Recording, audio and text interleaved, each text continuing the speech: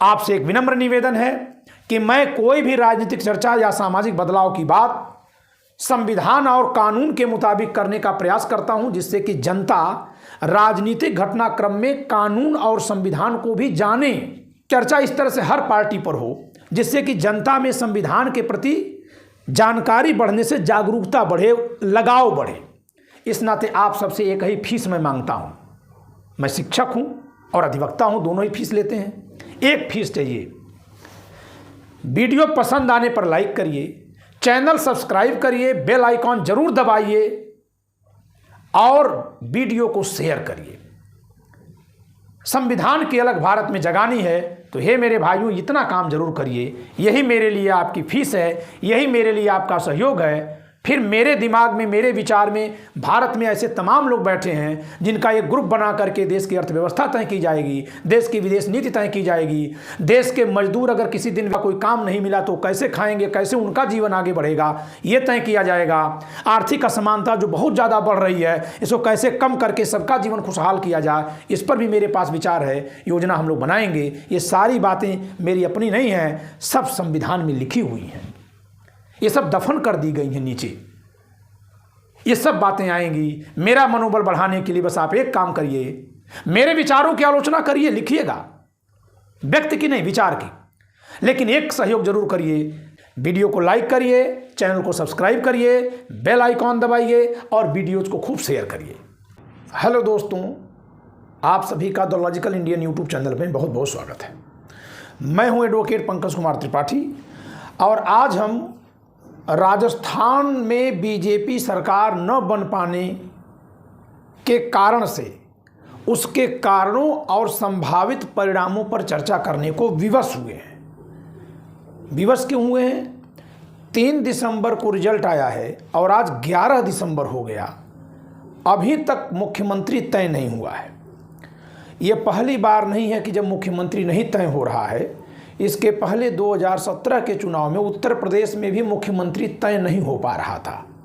लेकिन उस समय का मुख्यमंत्री का तय न हो पाना किसी गुटबंदी का कारण नहीं था, बल्कि सोचा जा रहा था कि किसको मुख्यमंत्री बना करके शेष नेताओं से ऊपर रखा जाए, क्योंकि मुख्यमंत्री बनते ही कोई भी नेता अपने बराबर के नेताओं से काफ़ी ऊपर चला जाता है। यानी उस समय सब बराबर थे। लेकिन राजस्थान और मध्य प्रदेश में जो इस समय के हालात हैं, इसमें सारे नेता बराबर पर नहीं है, बल्कि राजस्थान में वसुंधरा राजे और मध्य प्रदेश में शिवराज सिंह चौहान पहले से ही वहाँ के सभी नेताओं में मुख्यमंत्री पद के दावेदार के रूप में सबसे ऊपर हैं और बहुत ऊपर हैं। अब अगर किसी को बनाया जाता है, दूसरे को, लोकतांत्रिक प्रक्रिया है, बनाया जा सकता है, तो न केवल उसका ग्राफ उठेगा बल्कि इनका ग्राफ गिरेगा भी। यानी उत्तर प्रदेश में 2017 में केवल एक चुनौती थी कि पार्टी पूर्ण बहुमत से आ गई है, बल्कि प्रचंड बहुमत से आई है, तो किसको सीएम की जिम्मेदारी दी जाए। लेकिन यहां 2 समस्या रहेगी कि छीन कर दी जाए तो ये बैलेंस कैसे होगा। एक चुनौती और है जो 2017 में नहीं थी कि 2017 में मुख्यमंत्री के चयन के समय केंद्र में बैठे प्रधानमंत्री, गृह मंत्री और उस समय जो भी बीजेपी के अध्यक्ष रहे हों, रक्षा मंत्री रहे, मतलब जो भी हाईकमान बैठा था बीजेपी का, उसको स्वयं अपने चुनाव की कोई चिंता नहीं थी, क्योंकि 2017 के बाद 2019 में चुनाव होना था। यहाँ सबसे बड़ी चिंता एक इस बात की भी है कि दिसंबर महीने में यहाँ जो खेल किया जाएगा पार्टी के द्वारा, वो कहीं 2024 के मई में आने वाले चुनाव परिणामों में खेला न कर दे। अब ये समस्या पैदा क्यों हुई है, यह बता दें। पैदा इसलिए हुई है कि मध्य प्रदेश में शिवराज सिंह चौहान और राजस्थान में वसुंधरा राजे सिंधिया को केंद्रीय नेतृत्व द्वारा, साफ साफ कहूं तो स्वयं प्रधानमंत्री मोदी जी द्वारा और गृह मंत्री अमित शाह जी द्वारा साइडलाइन करते हुए खुलेआम देखा गया है। चाहे वो पोस्टर पर हो, चाहे मंच शेयर करना हो, चाहे चुनावी नारे गढ़े गए हों, हर चीज एकदम खुल्लम खुल्ला। वोट केवल कमल के निशान पर मुझे मिलेगा, मोदी जी ने कहा, मेरे नाम पर, मेरे चेहरे पर। तो इतना तो इन दोनों नेताओं को और जनता को पता चल गया कि ये चुनावी जीत जो है मोदी जी ने अपने हिसाब से की और उसमें इन लोगों को दूर रखने की कोशिश की। चुनाव परिणाम के बाद जब 6 बजे शाम को बीजेपी मुख्यालय से प्रधानमंत्री मोदी जी ने बतौर बीजेपी नेता कार्यकर्ताओं का अभिवादन किया, धन्यवाद दिया, शुभकामना दी, तो उसमें भी कहीं भी भूल कर भी सिटिंग सीएम शिवराज सिंह चौहान का नाम तक नहीं लिया। इनकी तो बात ही छोड़ दीजिए इनकी तुलना में, लेकिन इनका भी नाम बिल्कुल नहीं लिया, कहीं नहीं नाम लिया। तो राजनीति में दोस्तों जो दिखता है वो होता नहीं है। दिखता क्या है कि सब राष्ट्र के लिए लड़ रहे हैं, ऐसा नहीं है। सब अपने लिए लड़ रहे होते हैं। दिखता है कि सब पार्टी के लिए लड़ रहे हैं, एकदम पार्टी के हम सक्रिय कार्यकर्ता हैं। ये इसलिए कहते हैं, तब तक कहते हैं जब तक कि कार्यकर्ता कहने में ही भलाई है। अगर कार्यकर्ता कहने पर भी भलाई न मिले और कार्यकर्ता पार्टी का नाम लेकर लड़ाई करने में भलाई मिले खुद की, तो कहेंगे कि पार्टी के हित के लिए बगावत करना जरूरी है। ये स्वाभाविक ही होता है। यानी केंद्रीय नेतृत्व से स्थानीय क्षत्रपों का भिड़ंत जग जाहिर हो चुका है और 2024 में जो चुनाव होने जा रहा है उस चुनाव में क्षत्रपों की बहुत बड़ी भूमिका होनी ही होनी है, क्योंकि वह केंद्रीय सरकार का चुनाव होगा। ऐसे में अगर ये क्षत्रप पीछे हट जाएंगे या विरोध में आ जाएंगे या गुप्त विरोध कर देंगे तो उतने से भी वारे न्यारे लग जाएंगे, क्योंकि बीजेपी दक्षिण भारत में बहुत कमजोर दिख रही है। वर्तमान में बिहार में कमजोर हो गई है, महाराष्ट्र में कमजोर है, पंजाब में कमजोर है। तो बहुत सारे इलाकों में उसके एनडीए के समर्थक दलों ने खुला विरोध कर दिया है। तमिलनाडु से उसको कुछ नहीं मिलना है, चाहे डीएमके जीते या एआईडीएमके जीते। मिजोरम के मुख्यमंत्री ने जो गठबंधन में थे एनडीए के साथ, उन्होंने प्रधानमंत्री के साथ मंच साझा करने से मना कर दिया है। मणिपुर का जो वातावरण बना है, इससे पूर्वोत्तर में जो 31 सीटें हैं जिनमें से 14 सीटें अकेले असम में हैं, वहाँ के और लोग क्या करेंगे इस पर कुछ कहा नहीं जा सकता। तो आइए चलते हैं। मैंने नरम गरम क्यों लिखा है, इनका स्वभाव नरम का है। ये कहीं विरोध करते नहीं दिख रहे हैं, बल्कि और ज़्यादा ये मोहब्बत दिखा रहे हैं। लेकिन ये मोहब्बत क्या इनको मुख्यमंत्री पद पर न बैठाए जाने पर भी उसी तरह से रहेगी जैसे मुख्यमंत्री बनने पर ये मोहब्बत दिखाएंगे? क्या ये इस मोहब्बत से 2024 में तब भी साथ देंगे, मध्य प्रदेश में अपनी पूरी क्षमता का प्रयोग करेंगे बीजेपी को, मोदी जी को दोबारा सत्ता में लाने की, हैट्रिक लगवाने की, जबकि इनको सीएम पद से हटा दिया जाए? अगर इनको सीएम पद से हटाया जाएगा तो रखा कहाँ जाएगा? अब आप कह रहे होंगे कि तो इनको केंद्र में बुला लिया जाएगा। तो ये ख्याली पुलाव आप बनाइएगा, जो लोग बनाते होंगे। मैं बहुत पहले से जो मोदी जी को जानता हूँ और मुझसे ज़्यादा यह लोग जानते होंगे, ऐसा ख्याली पुलाव पकाने वाला, दिन में सपने देखने वाला है।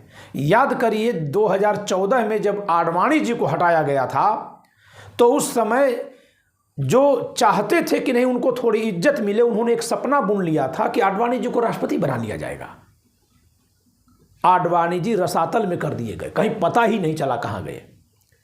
कुछ नेताओं का काम करने का तरीका होता है। मोदी जी बैलेंस करने की राजनीति नहीं करते।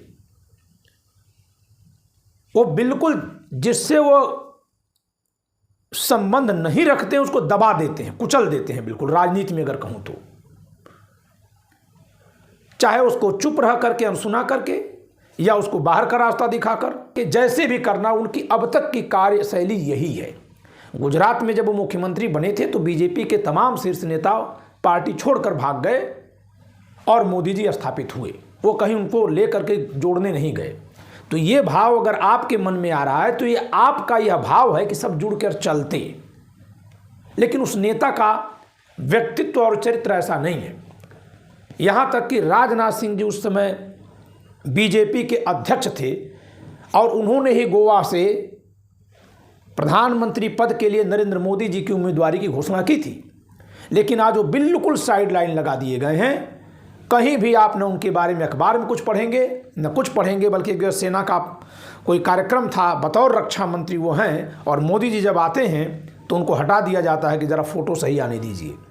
तो इस स्तर का सोचने वाला व्यक्ति जब नेता बनकर बैठता है पद पर, तो ऐसे नेता फिर ख्याली पुलाव में नहीं रहते कि थोड़ी सी इनकी बात मान लें, ये शायद हमको कहीं बगल में सेट कर देंगे। ऐसा नहीं होता। इन सबको पता है कि इस समय केंद्र सरकार की कमजोरी केवल इसलिए है क्योंकि अभी उसको 24 में चुनाव में जाना है। अगले ही महीने से प्रचार शुरू हो जाएगा, जनवरी से। तो इसीलिए अपनी ताकत दिखाएंगे। जिसका चरित्र नरम का है वो नरम तरीके से, जिसका चरित्र गर्म का है वो गर्म तरीके से अपना प्रभाव दिखा रहा है। अब आते हैं कि तो क्या होगा। होगा यह कि जब कभी ऐसे व्यक्तित्व का नेता कहीं शीर्ष पद पर पहुंचता है, दो व्यक्तित्व है, एक पंडित जवाहरलाल नेहरू या अटल बिहारी वाजपेयी कह लीजिए, एक इंदिरा गांधी या नरेंद्र मोदी कह लीजिए। मैं कड़क मिजाज और नरम मिजाज नेताओं की तुलना कर रहा हूं। तो कड़क मिजाज नेता अगर है, यानी सबको धौंस करके राजनीति चलाने वाला है, तो यदि वह धौंसना छोड़ देगा तो उसकी पोल खुल जाती है और लोग डरना बंद कर देते हैं। और डर की ही राजनीति उसकी है तो खत्म हो जाएगी, तुरंत खत्म हो जाएगी। मैं एक उदाहरण दे रहा हूं। तुलना कुछ लोग कह सकते हैं कि पाकिस्तान से क्यों कर रहे हैं, लेकिन कोई भी जैसा नेता है करनी पड़ेगी। परवेज मुशर्रफ को ले लीजिए। कारगिल युद्ध के बाद 1999 में वो तख्ता पलट करते हैं। 12 दिसंबर 1999 को पाकिस्तान की सत्ता पर आ जाते हैं। तख्ता पलट करके आए थे और बड़ी हनक के साथ राष्ट्रपति रहते हैं। लेकिन जैसे ही सुप्रीम कोर्ट ने उनके खिलाफ बगावत की थी, सड़क पर उतर गए थे वकील और जजों के नेतृत्व में समाज के लोग, और एक बार उनकी चूलें हिली तो फिर उनको अस्पताल में ही रहना पड़ा। फिर वह कड़क मिजाज दिखा नहीं पाए। मतलब क्या है कि जब कोई नेता कड़क मिजाज होता है तो उसको चाहने वाले लोग भी उसके उस कड़क मिजाजी पर आकर्षित होकर उसको चाहते हैं। तो जैसे वो कड़क मिजाजी अपनी छोड़ेगा तो उस जनता में वो कमज़ोर दिखाई देने लगता है। उसके विरोधी भी कहते हैं ये देखिए अब आ गए औकात में। इस तरह की बातें आती हैं दोस्तों। ये मनोविज्ञान है जनता का, राजनेता का, समाज का। इसी नाते कहा जाता है कि कड़क मिजाज नेताओं के सामने एक चुनौती होती है कि अगर वो रात को दिन कह दिए तो अब वो कहेंगे इसे दिन ही कहो, रात सब डिक्शनरी में से निकलवा देंगे, लेकिन वो ये नहीं कह सकते कि ज़रा पुनर्विचार किया जाए। यह कड़क मिजाज नेता की एक सीमा होती है, एक उसकी शर्त होती है। वहीं नरम मिजाज नेता अगर कुछ बोल जाता है तो उसके पास फ्लेक्सिबिलिटी होती है। वो कहता है कि अच्छा ठीक है, मैं तो इस सेंस में रात को दिन कह रहा था, अगर आपको लग रहा है कि रात है तो आइए, मोहब्बत है, मैं रात ही मान लेता हूं आपके लिए। उसके पास गुंजाइश बहुत ज़्यादा होती है। तो चलिए आगे देखते हैं कि अगर नहीं बनाए सरकार वसुंधरा राजे जी को तो क्या होगा। या तो भाजपा टूटेगी या धारा 356 भी लगा सकती है, चूंकि केंद्र में सरकार है। अब टूटेगी तो कैसे टूटेगी। चलिए देखिए, सब काल्पनिक बातें हैं। अब मैं इसको कानून पर ले आ रहा हूं। अब तक काल्पनिक राजनीतिक एक बात हो रही थी, संविधान और कानून की बात अब शुरू हो रही है। तो यहां आप जानिए दोस्तों कि एमपी में कुल 199 सीटों पर चुनाव हुआ है, लेकिन सीट हैं टोटल 200। ठीक है, 200 सीटों में से 199 पे चुनाव हुआ, जिसमें 115 जीती है बीजेपी। हम अभी केवल बीजेपी की बात करेंगे। अगर वसुंधरा राजे जी के पक्ष में 70 विधायक हैं, जो कहा जा रहा है, तो 70 विधायक का मतलब है बहुमत के लिए 101 चाहिए। 70 अगर निकल गए तो फिर तो पार्टी बहुत छोटी हो जाएगी, कुछ बचेगा ही नहीं। अब आप कहेंगे कि तो पार्टी तोड़ कैसे पाएंगी, क्योंकि पार्टी को तोड़ने के लिए 2/3 बहुमत चाहिए। ये 2/3 बहुमत तब चाहिए जब सदन की बैठक हो और संसदीय दल का नेता चुन लिया जाए, यानी विधायक दल का नेता चुन लिया जाए।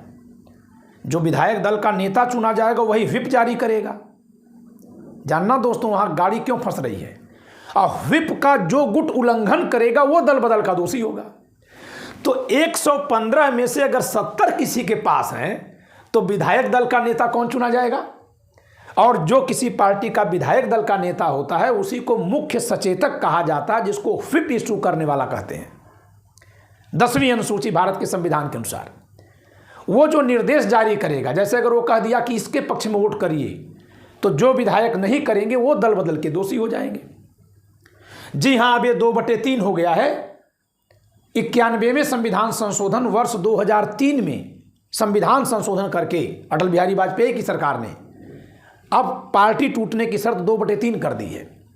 और सभी पार्टियों ने, सभी ने, जी हाँ, उस समय उत्तर प्रदेश के मुख्यमंत्री मुलायम सिंह जी थे, सभी पार्टियों ने, मैंने मुलायम सिंह जी का नाम इसलिए लिया क्योंकि आमतौर पर सपा और भाजपा यूपी वालों को लगता है दुश्मन है, लेकिन दल बदल वाले कानून पर सबने, कांग्रेस ने, नेशनल कॉन्फ्रेंस ने, सबने वोट दे दिया था। ध्वनि मत से पारित हुआ था संविधान संशोधन। तो अब 2/3 टूटेंगे, लेकिन ये 2/3 टूटना किसको मानेंगे? विधायकों में से जो टूटेंगे उनको देखेंगे। विधायक में टूटना किसको कहेंगे? क्या गृह मंत्री अमित शाह ने आदेश दे दिया है कि वसुंधरा राजे को नहीं मान लेते हैं, राज्यवर्धन सिंह राठौर को मुख्यमंत्री बनाया जाएगा और इस पर वोटिंग हो रही है, तो जो नहीं देंगे क्या वो बाहर हो जाएंगे? अरे साहब, अमित शाह जी, नरेंद्र मोदी जी वहाँ का व्हिप नहीं इशू करेंगे। व्हिप वो इशू करेगा जो विधायक दल का नेता होगा। इसी नाते वहाँ विधानसभा गठित भी नहीं हुई। तेलंगाना में हो गई गठित ना, इन राज्यों में भी नहीं गठित हुई, यानी शपथ ग्रहण नहीं हुआ, क्योंकि शपथ ग्रहण होते ही विधायक दल का नेता चुना जाएगा हर पार्टी का। सत्तारूढ़ दल के विधायक दल का नेता सीएम होता है प्रायः। वो चाहे तो किसी और को भी बना सकते हैं, सीएम अलग और सत्तारूढ़ दल का नेता अलग बना सकते हैं। लेकिन जब तक सीएम नहीं चुना जाएगा तो व्हिप कौन जारी करेगा? जो विधायक दल का नेता चुना जाएगा। अगर विधायक दल के नेता चुनने की बात करें तो 70 एमएलए जिनका अगर इनके पास है तो 115 में इनको बहुत बड़ा बहुमत हो गया और ये विधायक दल का नेता चुन लेंगी। अब विधायक दल का नेता अगर खुद चुन ली गई तो ये जो व्हिप जारी करेंगी उसका उल्लंघन न करने वाले दल बदल के दोषी होंगे और उनकी सदस्यता समाप्त होगी, बशर्ते कि उनकी संख्या 2/3 से अधिक हो। ऐसा हो ही नहीं सकता जो यहाँ दिखाई दे रहा है। तो इस तरह से नंबर गेम में कानून और संविधान के अनुसार वसुंधरा राजे बहुत मजबूत दिखाई दे रही हैं। अब थोड़ी राजनीतिक बात कर लें कि आखिर ऐसा क्या हो गया कि नरेंद्र मोदी जी के नाम पर चुनाव हुआ है, वो देश के प्रधानमंत्री हैं और वसुंधरा राजे जी के साथ इतने विधायक चले गए। यही वो बात है कि चाहे जितने भी जोर से गेंद ऊपर उछालो, एक समय पर वो रुकेगी और नीचे की तरफ लौटेगी, और वो जितनी ही नीचे आएगी उसकी रफ्तार उतनी ही तेज बढ़ेगी। जब आप नीचे से ऊपर फेंके थे तो रफ्तार शुरू में तेज थी, ऊपर जाते जाते कम हुई और जीरो हुई। न्यूटन का नियम आप सब जानते होंगे, क्योंकि जब ऊपर जाके लौटेगी तो जीरो पे पहुंच के ही तो लौटेगी। तो नीचे से तो बहुत तेज फेंकी गई, ऊपर जाते जाते जीरो होगी और फिर जीरो से लौटना शुरू करेगी। तो पहले धीरे धीरे लौटेगी, फिर बहुत तेज आके नीचे गिरेगी। यह इस बात का संकेत है, इतने विधायकों का वसुंधरा राजे के पक्ष में खड़ा हो जाना, कि नरेंद्र मोदी जी का पार्टी में ग्राफ बहुत तेजी से गिर रहा है। 2024 मई में जो चुनाव परिणाम दिखाई दे रहे हैं, इस समय ऐसा दिख रहा है कि पार्टी के विधायक इस मूड में हैं कि अब इनसे छुटकारा पा लो, क्योंकि यह लोग किसी की नहीं सुनते हैं। क्यों नहीं सुनते हैं? उससे देश का लाभ है कि नहीं है, वो एक अलग बात है। इससे ऐसा निकल कर आ रहा है कि इतने बड़े पैमाने पर एमएलएज अगर इनके साथ हैं तो केंद्र में कौन है? मोदी जी। गवर्नर किसके? मोदी जी के। पार्टी के अध्यक्ष किसके? मोदी जी के। चाहे तो पार्टी से बाहर कर दें, फिर भी इतने बड़े संख्या में अगर एमएलएज इनके साथ हैं तो केवल इन्हीं का आकर्षण नहीं है, बल्कि उनका कोई प्रतिकर्षण भी है। अब उनके साथ क्या होगा? या तो संसदीय दल का नेता इनको बना लेने दें और इन्हीं को सीएम बना दे, जिस प्रकार ये अड़ी हुई हैं, या कोई बीच का रास्ता निकाला जाए। बीच का रास्ता निकलेगा, अच्छी बात है, लेकिन हम उन दो संभावनाओं पर भी यहाँ चर्चा कर रहे हैं कानूनी रूप से कि अगर ये नहीं मानी तो क्या होगा। तो एमएलए शपथ नहीं लेंगे और फिर क्या होगा? चूंकि विधानसभाओं की 2 बैठकों में 6 मास से अधिक का अंतर नहीं होना चाहिए, और अगर इससे अधिक का अंतर हुआ तो फिर राष्ट्रपति शासन घोषित करना पड़ेगा, क्योंकि विधानसभा तो गठित नहीं होगी। तो तब केंद्र के पास एक शक्ति है 356 लगा देने की, राज्यपाल के जरिए राष्ट्रपति शासन लागू कर देने की।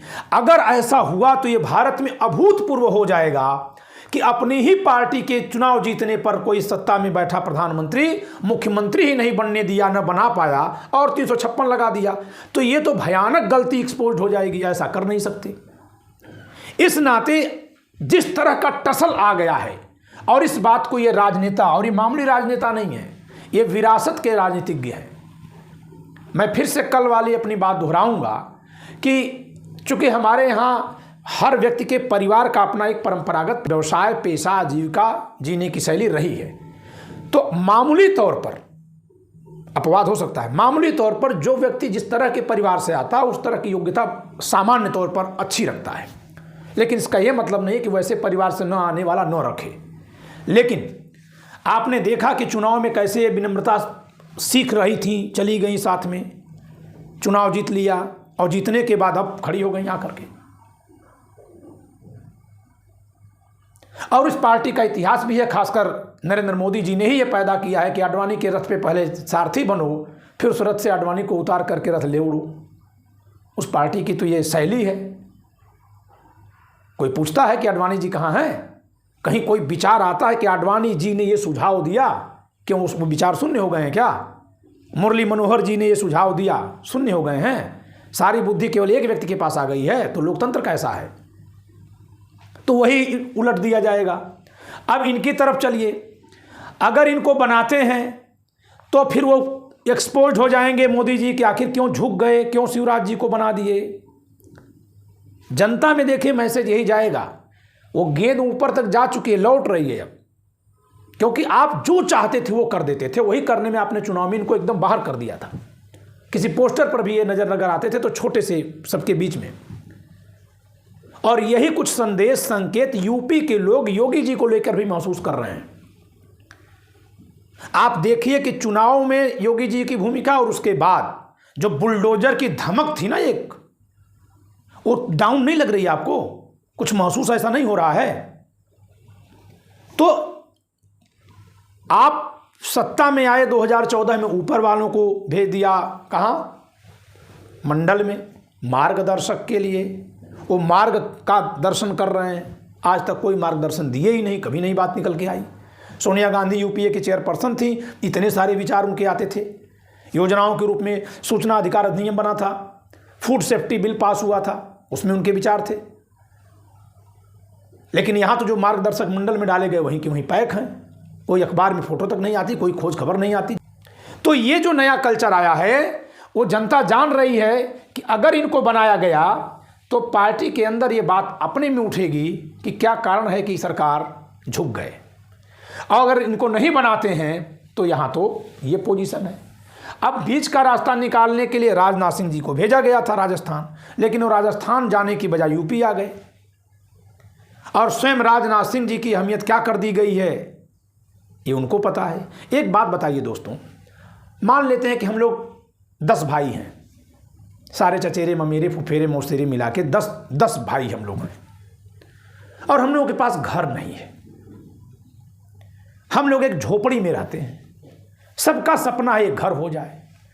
सबने अपने में से एक व्यक्ति को पढ़ाना लिखाया, मजदूरी करके उसको सोचा कि कमाए और ये पैसा लाए, सब लोग घर बनाएंगे। ऐसा हुआ भी, घर बना दिया गया। अब सब लोग एक एक कमरे में रहने लगे, बाकायदा बढ़िया बेड लग गया, बिस्तर लग गया। लेकिन ये क्या, जो कमा के लाया था वो रोज ताना मारता है, रोज गाली बकता है, रोज अपमानित करता है, कभी ताला भी बंद करके बाहर चला जाता है, बोलता है जब मैं आऊंगा तब खुलेगा। अब आप जरा बताइए कि झोपड़ी में ज्यादा पीड़ा थी, किस महल में ज्यादा पीड़ा है, दर्द किस में ज्यादा है? यह है मनुष्य का मनोविज्ञान।